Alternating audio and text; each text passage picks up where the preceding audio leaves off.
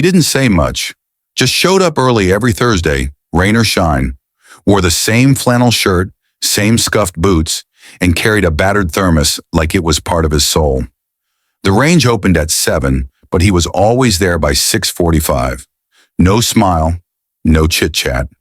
Just a nod to the front desk and a slow walk to lane 7, the one furthest from the Bluetooth speakers and the guys who shot more for ego than accuracy. Most folks barely noticed him. Just a quiet old man doing his thing.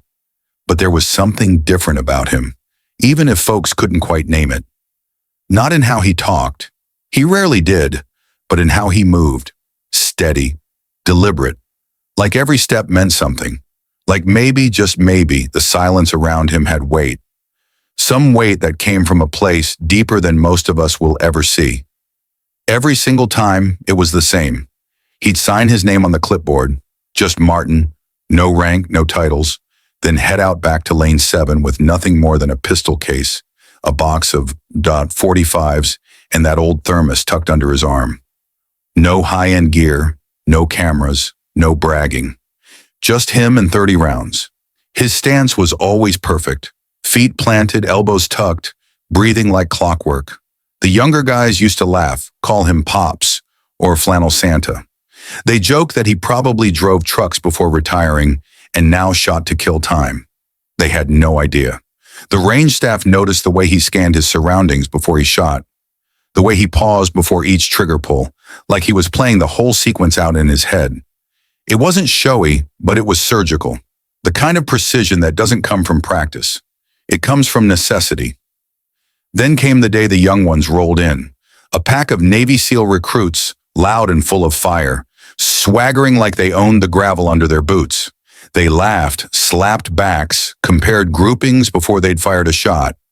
They were good kids, sharp, disciplined, but still green in ways they didn't yet understand.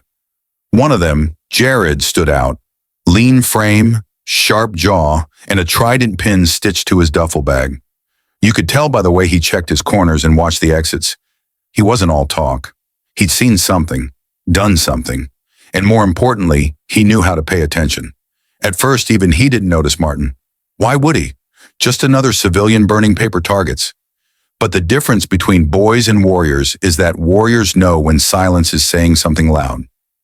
Jared was mid-string when he started to hear it. Not the volume, but the rhythm. 3 shots. Reset. 2 shots. Reset. Every group tight. Every recoil absorbed like muscle memory older than the man himself. No fumbling, no flinch. Just clean movement. Jared glanced over, curious. The old man's grip was textbook, but there was a calm to it that didn't come from any instructor. Then he saw it, just for a second, when the old man reloaded. A tattoo. Faded. Not flashy, no skulls or slogans. Just 2 numbers and a worn insignia. Jared froze. That wasn't a decoration. That was earned. A mark you didn't get unless you did something that stayed with you longer than scars. And suddenly, this wasn't just Pops anymore. Jared had seen that symbol before, in briefing books, on ancient photographs, 1st Recon. He took a breath, stepped over after the old man finished his mag, and kept his voice low. Sir, that ink on your arm, that's 1st Recon, isn't it? Martin didn't look right away, just placed his pistol down gently, like it was something sacred, then finally turned. His eyes met Jared's.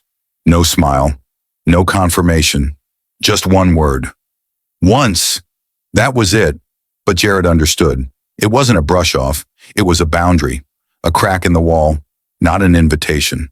The kind of response that told you he wasn't one for stories or spotlights. That once carried the weight of years and names and memories sealed away for good reason. Jared stepped back, gave a respectful nod, and resumed shooting. But he wasn't the same after that. His aim shifted. His focus tightened. Because now he wasn't standing next to a retiree. He was standing next to something older than metals, a living shadow from another era. As the shots echoed across the concrete, a few of Jared's teammates picked up on the change. They noticed Jared wasn't grinning anymore. Wasn't cracking jokes, just watching Martin like a man studying a sermon. Word traveled fast. Petty, the jokester of the group, leaned over and whispered, "Who is that guy?" Jared didn't answer. He was remembering stories, briefings from his CO about missions that never made the news. Tales of men who didn't come back, and the ghosts who did. He'd heard of one, a mission in Laos, deep recon, classified for decades. A Marine who carried wounded men through hell and refused medevac. No medals, no fame, just silence. Jared watched Martin reload, clean, and repack with the same precision. It all lined up. The tattoo, the demeanor, the presence. This wasn't a legend from a textbook. He was right here. Lane 7. After 30 flawless shots, Martin began packing up. Jared stepped closer again, quieter this time. "If you don't mind me asking," he said, "when did you serve?" Martin didn't look up right away.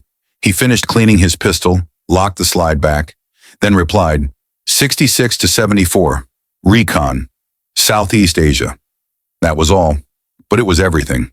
Jared swallowed. That matched the operation almost exactly. "Laos?" he asked. Martin gave a slow, almost imperceptible nod. "Among other places." The air changed again, not in temperature, but in tone. Conversations at nearby lanes quieted. Movement slowed. Shooters glanced over without realizing they had. It was like everyone could feel it, even if they didn't know why. Jared pressed once more. "Did you ever train with the SEALs?" Martin gave a half smile, the first sign of amusement all morning. "We all did a little of everything back then. You swam, you survived, or you didn't." Jared couldn't help it. He grinned. "Sir, my CO once told us about a recovery op.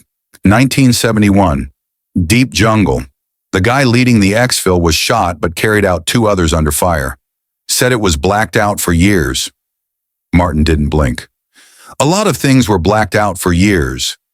And just like that, the wall came down again, gently but firmly. Jared understood. Some stories weren't for retelling. They weren't performances. They were burdens. You carried them like you carried your rifle. Quietly, carefully, and alone. Martin zipped his bag, slung it over one shoulder, and headed for the door. Jared instinctively stood at attention, not from protocol, but from respect. Martin stopped, looked back, and stepped forward. He placed something heavy into Jared's hand. A coin. Real. Weighted. On one side, the first recon insignia. On the other, 2 words. Still here. That night, Jared couldn't sleep. He sat at his laptop, cross-referencing what little he could from declassified archives. Most files were shredded, redacted, buried beneath years of silence. But around 2 a.m., he found it. A single line in a mission log from March 6, 1971.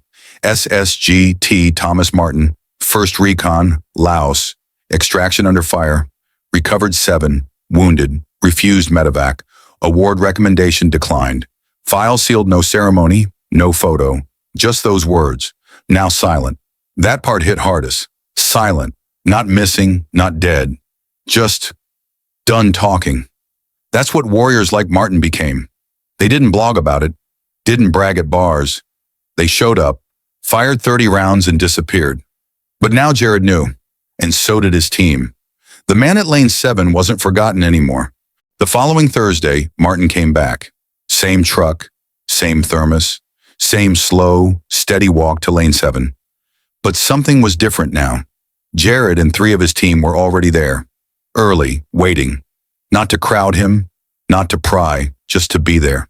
Silent, straight-backed, respectful. Martin nodded as he passed, still no smile. He set up like always, adjusted his stance, breathed, fired. But the air around him felt different. Less noise, less posturing, more focus, more stillness. The shooters around him had changed. They weren't mimicking him, but they were noticing him. Halfway through his second volley, Jared stepped over and placed a full, sealed box of 45s on the bench. "I figured 30 wouldn't be enough today," he said softly. Martin looked at him for a beat, then for the first time, nodded, and kept shooting. When the smoke settled and the brass stopped clinking, Martin sat on the bench, sipping from his thermos like always. But this time, one by one, the younger men came by. Not as fans, not as soldiers, but as students. A nod, a handshake, a simple sir, no rehearsed lines, no forced praise. Just the kind of thanks that doesn't need explaining. Petty, the kid who once joked, lingered longest. "We looked you up," he muttered. "You saved a lot of people." Martin wiped the thermos rim with his sleeve. They saved each other. Petty opened his mouth again, then stopped, just nodded and walked off. Jared sat beside Martin on that bench. Both men looked downrange, not speaking for a while. Finally, Jared asked, "You ever think about teaching?" Martin exhaled through his nose. "I spent 30 years trying to forget everything I'd have to teach." Jared didn't speak, just nodded. They sat there, two generations of warriors, bound not by war stories but by silence. After a while, Martin added, "You don't teach this. You absorb it." Jared looked over serious. "That's why I'm still listening." Martin studied him for a moment, then rose, dusted off his jeans, and said, "Then don't talk so much." They both chuckled. Low, honest, brief. Martin left the ammo box untouched on the bench, a gesture louder than any speech. That afternoon, someone from the staff quietly screwed a brass plate above Lane 7. It didn't say hero, didn't say legend, just one line. Lane reserved until he says otherwise. Martin never asked who did it. Never told them to take it down. He didn't have to. Some men lead with volume. Others lead by presence. Martin only ever needed 30 rounds in silence. And now everyone knew why.